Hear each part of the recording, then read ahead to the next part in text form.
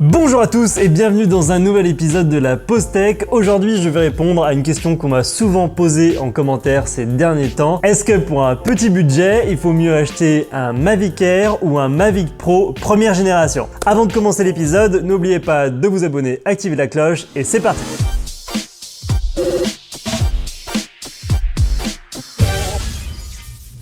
Et c'est une excellente question qui est posée parce que c'est vrai que tout le monde n'a pas les moyens de mettre un budget de 2000 € dans un Mavic 2 Pro par exemple. Pour le loisir, on va commencer avec des modèles un peu moins chers. Je vais me concentrer sur ces deux modèles pour deux raisons. La première, c'est que je considère le Spark vraiment comme un jouet, du coup on va même pas en parler. Et la deuxième, c'est qu'il existe d'autres marques sur le marché, mais je les connais moins bien, je les ai jamais eu entre les mains, donc du coup je peux vous parler que de ces deux modèles-là. La question est d'autant plus pertinente que les prix sont en train de se rapprocher entre les deux modèles. J'ai regardé aujourd'hui sur Amazon, on tombe à 739 € pour le Mavic Air nu, on tombe à 889 € pour le Mavic 1 Pro, et lorsqu'on regarde avec les Flymore Combo, on se rend compte que la différence est encore plus faible. On est aux alentours des 900 000 € en fonction des offres sur le Mavic Air Combo, et on est aux alentours des 1000 € pour le Mavic Pro 1 Combo. Donc on se retrouve avec ces deux modèles qui sont quasiment au même prix, et il y a un choix à faire pour ceux qui ont un budget d'environ 1000 €. Alors on va commencer par le plus évident, on va voir déjà les caractéristiques visibles entre ces deux produits. La première, c'est au niveau des capteurs. Le Mavic Pro 1 est moins récent que le Mavic Air et embarque du coup deux capteurs de moins à l'arrière, donc le Mavic Air a deux capteurs de plus à l'arrière. Ça permet de se protéger des collisions, mais pour moi c'est pas forcément un critère hyper important parce que j'ai appris à voler sans capteur. Je vous invite d'ailleurs à ne pas vous reposer sur les capteurs pour votre expérience de vol parce que c'est le meilleur moyen de faire une connerie. Il faut savoir qu'il y a des angles morts sur les capteurs, donc pour moi la notion de capteur c'est un peu plus rassurant, mais c'est pas quelque chose qui est prédominant dans mon choix. Capteur.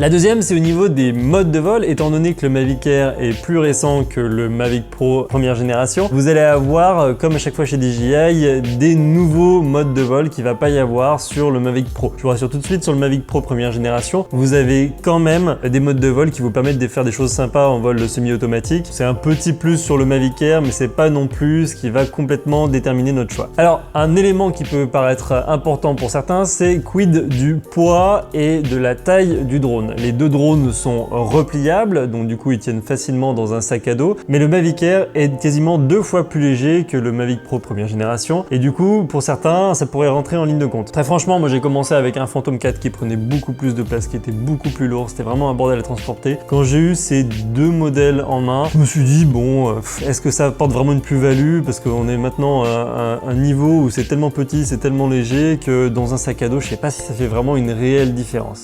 Qui plus est, il y a un élément qui n'est pas forcément pris en compte dans le choix par rapport au poids et la taille, c'est que étant donné que le Mavic Air est beaucoup plus léger, il va être beaucoup plus sensible aux perturbations, il va être beaucoup plus nerveux, et moi je préfère largement avoir un drone un peu plus lourd, un peu plus stable, un peu plus grand. Ça permet d'avoir des plans plus fluides et d'avoir un pilotage plus fluide. Donc en fait, au lieu d'être un avantage, moi je verrais plutôt que c'est un inconvénient pour le Mavic Air d'être trop léger, trop petit, et je préfère à ce moment-là avoir un Mavic Pro avec un peu plus d'envergure et un peu plus de stabilité.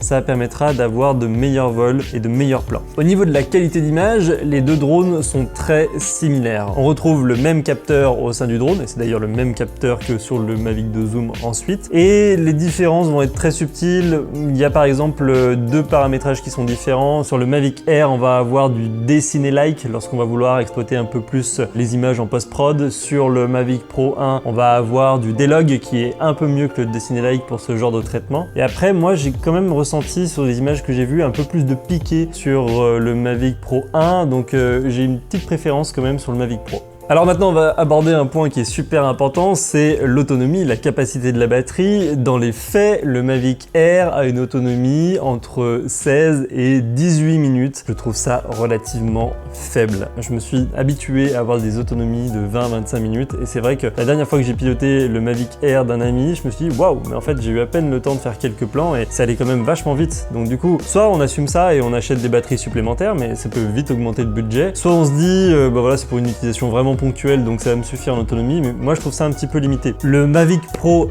première génération, quant à lui, a une autonomie entre 21 et 23 minutes en pratique. Ces 5 minutes supplémentaires quand même sont importantes et me permettent d'avoir un confort supplémentaire sur ces machines qui n'est vraiment pas à négliger. Deuxième point super important pour moi, la portée de la radiocommande. On est sur deux technologies différentes et il a été fait sur le Mavic Air le choix d'utiliser une technologie Wi-Fi. Alors certes c'est du Wi-Fi boosté, mais c'est du Wi-Fi quand même et du coup la portée est beaucoup moins importante. Qui plus est, dans l'Union européenne, on va avoir des normes qui vont réduire la puissance qu'on va pouvoir mettre sur le Wi-Fi du Mavic Air, ce qui va encore plus réduire la portée si on garde l'appareil dans sa version d'origine et qu'on bidouille pas pour le passer sur les normes US. Du coup, théoriquement, le Mavic Air doit avoir 2 km de portée, mais en Europe, c'est plus 500 mètres de portée. 500 mètres de portée sur un terrain clean, sans obstacle. Et sur le Mavic Pro première génération, on va avoir plutôt 4 km de portée. Alors, ça peut vous paraître énorme comme ça, parce que si on reste dans le cadre de la réglementation française, on doit rester à vue, etc. Sauf que, en fait, ces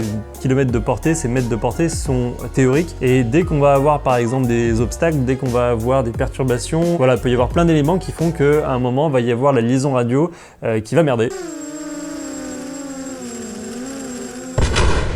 Il va y avoir des petites déconnexions, ça va être moins fluide, ça va moins bien passer, on aura un moins bon retour vidéo, voire même une déconnexion complète. Et dans ces cas de figure, j'aurais pas confiance dans l'appareil parce que je trouve que la portée est vraiment trop limitée sur le Mavic Air. Voilà, alors qu'est-ce que je pourrais dire en conclusion de cette vidéo? Qu'est-ce que je pourrais dire à cette question précise qui m'est posée avec un budget de 1000 €? Est-ce que je choisis un Mavic Air ou un Mavic Pro? Eh ben, il y a quand même des éléments qui sont super importants pour moi. C'est l'autonomie, c'est la portée, la qualité vidéo est pas forcément améliorée sur le Mavic Air alors qu'il est plus récent. Alors clairement, moi, si je devais utiliser un de ces deux drones, j'utiliserais aujourd'hui un Mavic Pro première génération. Après, si vous en avez une utilisation très ponctuelle, très loisir, par exemple, si vous vous baladez, vous avez juste envie de prendre un plan, etc., le Mavic Air pourra parfaitement vous convenir parce que plus léger, etc. Mais dès que vous voulez aller un peu plus loin sur le montage vidéo, faire des plans un peu plus fluides, avoir un peu plus confiance dans votre appareil, et ben pour moi, clairement, le match est remporté par le Mavic 1 Pro et c'est ce que je conseille à tous les gens qui me posent cette question. Alors, est-ce qu'il vaut mieux acheter un Mavic 1 Pro ou un Mavic Air aujourd'hui ou attendre un petit peu parce que c'est vrai que le Mavic 2 commence à dater maintenant. Les prix vont peut-être commencer à baisser, peut-être qu'il y a un Mavic 3 qui va bientôt sortir.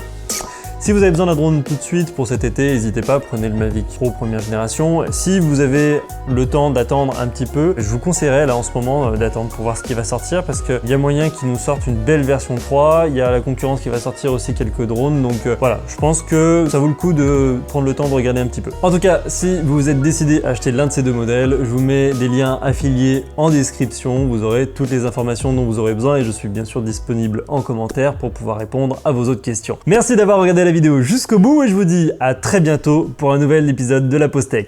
Salut!